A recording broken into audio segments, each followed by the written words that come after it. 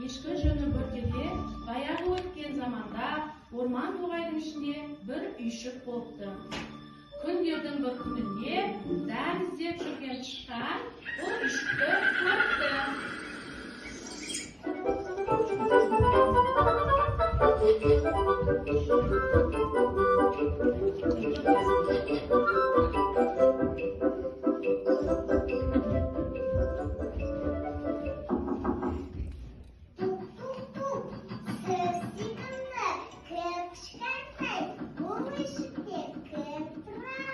Бұл үйшіктен ешкім үн қатпайды.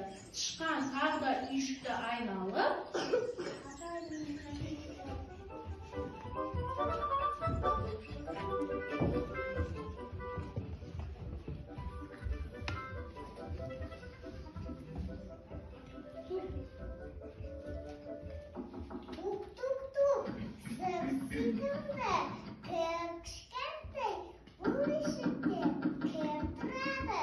тағы да ешкім үн қатпайды.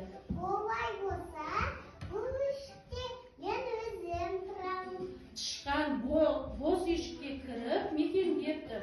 Күндердің күнінде үйшікті алыстан құрбақа көріпті.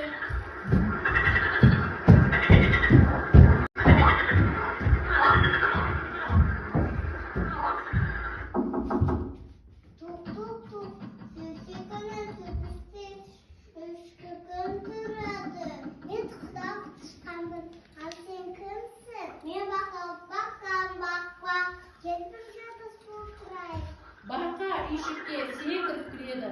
Тышқан екеуі дос болып бірге өмір сүріпті.